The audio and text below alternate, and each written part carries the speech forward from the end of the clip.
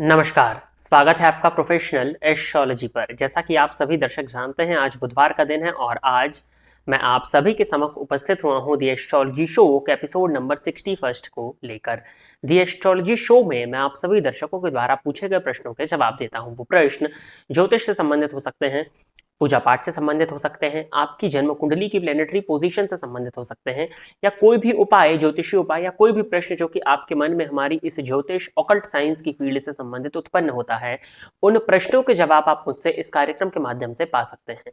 क्या करना होगा आपको अपने प्रश्नों को पूछने के लिए? इसी वीडियो के कमेंट सेक्शन में जाकर के आप अपने नाम के साथ में अपने स्पेसिफिक प्रश्न को दे दीजिए। फिर जैसे ही द एस्ट्रोलॉजी शो के अन्य एपिसोड्स आते हैं, उन एपिसोड्स में मैं आप सभी दर्शकों के द्वारा पूछे गए प्रश्नों के जवाब को लेकर के उपस्थित हो जाऊंगा। अपने प्रश्नों को देने के बाद में कृपया करके धैर्य का परिचय दीजिए, क्योंकि आपसे पहले भी जिन लोगों ने प्रश्न दिए हैं उनके प्रश्न ऑर्डर वाइज चयनित करके मेरे सामने उपस्थित कर दिए जाते हैं और फिर आप तक उनका उत्तर मैं पहुंचा देता हूं। यदि आप इस कार्यक्रम को देखते हैं और इस कार्यक्रम के माध्यम से आपका कुछ भी लाभ होता है तो आप इस वीडियो को लाइक करिए, साथ ही साथ इस चैनल को सब्सक्राइब करिए, ताकि इन फ्यूचर जो भी कंटेंट मेरे द्वारा इस चैनल पर अपलोड किया जाता है उसका नोटिफिकेशन आपको मिलता रहे। यदि इस कार्यक्रम के माध्यम से आपका कुछ भी लाभ होता है तो आप इस वीडियो को ज़्यादा से ज़्यादा लोगों के साथ में शेयर करें, ताकि और भी लोगों का लाभ हो और उसका माध्यम आप बने।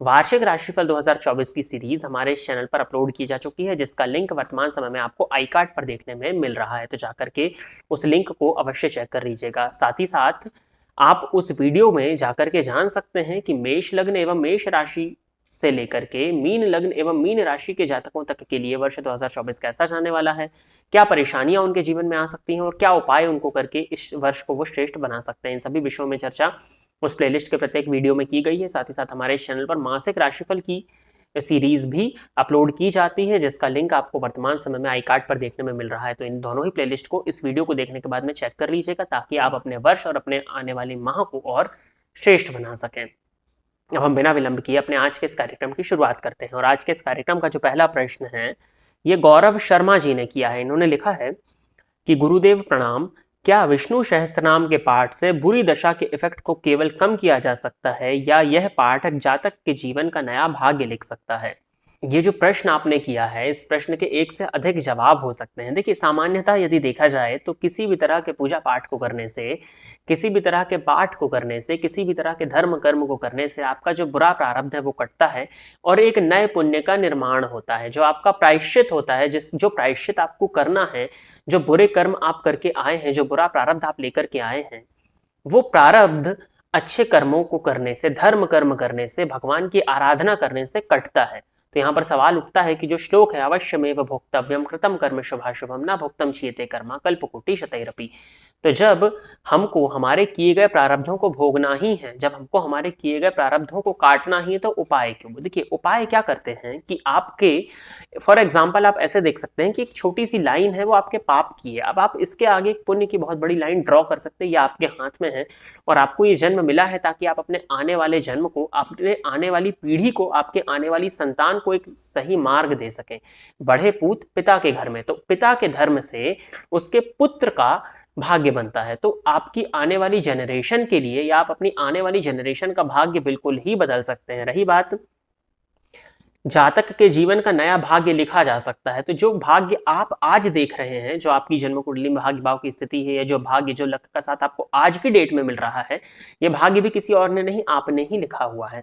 जब आप पास्ट लाइफ से और इस लाइफ के बीच में जैसे ड्यूरेशन में थे, जो भाग्य आज आप देख रहे हैं, आपने अपने पिछले कर्मों के अकॉर्डिंग ही इस भाग्य को लिखा हुआ है। अब इस भाग्य को दोबारा लिखने का मौका आपको आने वाले समय में ही मिलेगा, अगले जन्म के लिए मिलेगा। परंतु हाँ, पूजा पाठ उपाय करने से यदि आप इस चीज को कर रहे हैं तो ये भी चीज एक निश्चित है कि आप इस चीज को करेंगे। तो जब आप इस चीज को करेंगे तो कहीं ना कहीं वो आपके मन में पॉजिटिविटी डेवलप होगी, आपके आने वाली जनरेशंस का भाग्य सहयोगी होगा, उनके भाग्य से आपको उनके भाग्य का लाभ मिलेगा और आप अपने जीवन काल में ग्रो करेंगे। पूजा पाठ करना, भगवान से जुड़ने से आपके ग्रहों को बल मिलता है और उन ग्रहों के बल से आपको आत्मबल की प्राप्ति होती है और उस आत्मबल के सहारे आप आगे बढ़ जाते हैं। जो व्यक्ति अपने आत्मबल से हार जाता है, जिसका आत्मविश्वास, आत्मबल कमजोर हो जाता है, वो इस जीवन के जंग में हार जाता है, जिंदगी के इम्तिहान में वो फेल हो जाता है। परंतु यदि आपका आत्मबल, आपका आत्मविश्वास बली हो, जो कि आध्यात्मिक होने से,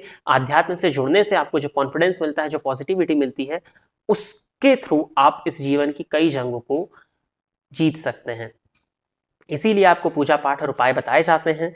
परेशानियों को कम क्यों नहीं किया जा सकता कम? यहाँ पर मैं ही लोगों से प्रश्न कर देता हूँ कि क्यों नहीं किया जा सकता कम? जब आप पॉजिटिव होंगे, पॉजिटिव अप्रोच के साथ में आगे बढ़ेंगे और उस परमात्मा की देख-रेख में ही सब चीज़ें हो रही हैं, तो जब वो परमात्मा ही चाहता है कि आप इस स्तोत्र का पाठ करके उनके करीब में जाएँ, तो जब परमात्मा ने ये चाह लिया कि आप उनके करीब में आएँ, आप उनकी शरण में आएँ, तो जब आप उनकी शरण में जाएँगे, तो क्यों नहीं आपकी परेशानियों को कम किया जा सकता? बिल्कुल किया जा सकता है, परंतु हाँ, प्रायश्चित काटना ही होता है और पूजा पाठ करने से प्रायश्चित कटता है, एक पॉजिटिविटी मिलती है और आने वाला प्रारब्ध तैयार कर रहे होते हैं, तो धर्म के माध्यम से आपका आने वाला प्रारब्ध अच्छा होता है। आने वाले समय में जो आपको प्रारब्ध, जो आपको भाग्य मिलने वाला है, वो अच्छा होता है और आपकी जनरेशन का भी विकास पूजा पाठ करने से हो जाता है। बाकी विष्णु सहस्त्र नाम का पाठ बुध और गुरु, इन दोनों ही ग्रहों के दुष्प्रभावों को कम करने के लिए, इन दोनों ही ग्रहों को बल देने के लिए कराया जाता है।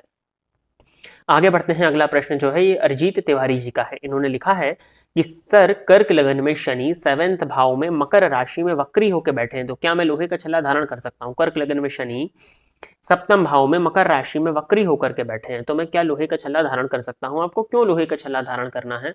सबसे पहला तो प्रश्न यही उत्पन्न होता है ना कि किसी भी चीज को यदि आप कर रहे हैं, किसी भी उपाय को यदि आप कर रहे हैं, तो उसके पीछे रीजन क्या है, क्या चाहत है आप, कि आप अपने सप्तम और अष्टम भाव को किस वे में बल देना चाहते हैं और क्यों बल देना चाहते हैं। जब सप्तम स्थान का स्वामी शनि सप्तम भाव में बैठा हुआ है, तो ये कहीं ना कहीं दाम्पत्य जीवन में उदासीनता को प्रदर्शित कर ही रहा है। हाँ, यदि आपकी राशि ऐसी है वर्तमान समय में, जैसे मकर, कुंभ और मीन, इन 3 राशियों को चल रही है शनि की 7.5, कर्क और वृश्चिक राशि को वर्तमान समय में चल रही है शनि की ढैया, तुला राशि को चल रही शनि की पनौती। यदि आप इन राशियों में से आते हैं और फिर आप शनि के दुष्प्रभावों को कम करने के लिए नाव के लोहे का छल्ला धारण करना चाहते हैं, तो बिल्कुल कर सकते हैं। परंतु यदि आप शनि को बल देने के लिए धारण कर रहे हैं, तो मुझे नहीं लगता कि आपको शनि को बल देने की आवश्यकता है। नहीं तो कहीं ना कहीं ये जीवन काल में उदासीनता को ही वो करेगा, चीजों को विलंबित बनाएगा। तो आप देखिए आपकी रिक्वायरमेंट क्या है। यदि आपको शनि से संबंधित गोचर में बुरे भावों में गोचर हो रहा है या आपको कष्ट हो रहा है, जैसे 7.5 ढैया पनौती इत्यादि से, तो आप धारण करिए, वो भी नाव के लोहे का छल्ला धारण किया जाता है, तो वो, अन्यथा मुझे नहीं लगता कि आपको आवश्यकता है उसको धारण करने की। आगे बढ़ते हैं। अगला प्रश्न जो है प्रियांक जी ने किया हुआ है कि पंडित जी, कोई भी लग्न में कैसे पता किया जा सकता है कि शनि पीड़ित है कि नहीं? देखिए, शनि एक पापक ग्रह है और शनि का पीड़ित होना, ये दूसरा ही पापक ग्रह इनको पीड़ित कर सकता है। जैसे शनि यदि राहु के साथ में बैठे हुए हों, शनि यदि राहु की दृष्टि से दृष्ट हो, तो वो पीड़ित माने जाएंगे। शनि या तो नीच राशि में बैठे हुए तो कहीं ना कहीं पीड़ित माने जाएंगे। शनि अधिष्ठित राशि का स्वामी यदि नीच राशि में बैठा हुआ हो, कमजोर हो, शनि अधिष्ठित राशि का स्वामी नौमांश कुंडली में नीच का हो जाए, तो शनि पीड़ित माने जाएंगे। नौमांश कुंडली में यदि आपका शनि नीच राशि में बैठा हुआ है, नौमांश में राहु से संबंध बना रहा है, तो कहीं ना कहीं आपके शनि पीड़ित माने जाएंगे। लग्न, चतुर्थ, पंचम, सप्तम, नवम और एकादश और दशम, इन भावों में बैठे हुए यदि शनि है, तो आपके जीवन काल में चीजों को विलंबित करते हैं। अष्टम भाव और द्वादश भाव में बैठे हुए शनि कहीं ना कहीं आपके जीवन काल में अत्यधिक संघर्ष आपको देते हैं। लग्नगत शनि जातक के जीवन काल में हर एक कार्य को विलंबित कर देता है और कहीं ना कहीं उसके मन में नेगेटिविटी को उत्पन्न करता है। तो ये कुछ शनि की पोजीशन है। बाकी राहु के साथ यदि शनि पीड़ित होते हैं, तो वो कहीं ना कहीं उनकी ज्यादा पीड़ादायक स्थिति बनती है। 6, 8, 12 भावों में शनि यदि बैठे हुए हैं पीड़ित अवस्था में और मंगल की दृष्टि से दृष्ट हो जाए, तो जातक के जीवन काल में दुर्घटना की स्थिति, ऑपरेशन, चोट-चपेट की स्थिति बनती है। तो इन पॉइंट्स को देख करके पता किया जा सकता है कि शनि पीड़ित अवस्था में है या नहीं है। बाकी आप निःशुल्क जन्म कुंडली अध्ययन के कार्यक्रम में उन कुंडलियों का निर्माण किया करिए मेरे साथ अपने सॉफ्टवेयर में, तो मैं वहां पर कई सूत्र आपको बता देता हूं जो जन्म कुंडली में दिखते हैं और ऐसे याद नहीं आते हैं बताने के लिए, तो आप वहां देख सकते हैं। बाकी ये कुछ सूत्र हैं जिनसे शनि जन्म कुंडली में पीड़ित होते हैं और शनि के पीड़ित होने के चलते जातक के जीवन काल में संघर्ष की वृद्धि हो जाती है। आगे बढ़ते हैं। अगला प्रश्न जो है ये बीना शर्मा जी का है। इन्होंने पूछा है कि गुरुजी, ग्रह मैत्री का परिहार क्या है? शायद 59 या 58 या 59 एपिसोड में मैंने ग्रह मैत्री से संबंधित काफी बृहद रूप से समझाया हुआ था कि ग्रह मैत्री का कोई परिहार नहीं है। क्या कारण है मैंने उस वीडियो में बताया होता, जाकर के आप अवश्य चेक करिएगा। कार्यक्रम में प्रश्न देने के बाद में कार्यक्रमों को देखा भी करिए। ग्रह मैत्री का परिहार नहीं किया जा सकता, क्योंकि ग्रह मैत्री, ये सब विचार जो है कुंडली मिलानी, विवाह के लिए किया जाता है। विवाह एक ऐसे व्यक्ति से होता है जिसके साथ आप आने वाले अपनी लाइफ के 50, 55, 60 वर्ष, जितना भी परमात्मा ने आपको आयु दी है, वो उसी एक व्यक्ति के साथ में एक ही कमरे में, एक ही घर में रह करके बिताने वाले हैं। तो अगर 2 शत्रुओं को एक घर में रख दिया जाए तो कहां से जीवन अच्छा हो सकता है? तो ग्रह मैत्री, ग्रहों की मित्रता, मन का मिलान होना चाहिए। लड़ाई झगड़े हो, कोई मैटर नहीं करता, परंतु अगर मन नहीं मिलेंगे, मन का भेद हो जाएगा, तो दाम्पत्य चलेगा कैसे? इसीलिए ग्रह मैत्री का कोई परिहार नहीं है और मैंने उसको बृहद रूप में बताया हुआ है, तो जाकर के आप उस कार्यक्रम को चेक करिए। तो प्रिय दर्शकों, इतने ही प्रश्नों को द एस्ट्रोलॉजी शो के एपिसोड नंबर 61 के लिए सिलेक्ट किया गया था और इतने ही प्रश्नों के जवाबों को लेकर के आज मैं आप सभी के सम्मुख उपस्थित हुआ था। आशा करता हूं कि जितने भी दर्शकों के प्रश्नों के जवाब मैंने इस कार्यक्रम के माध्यम से दिए वो सभी संतुष्ट होंगे।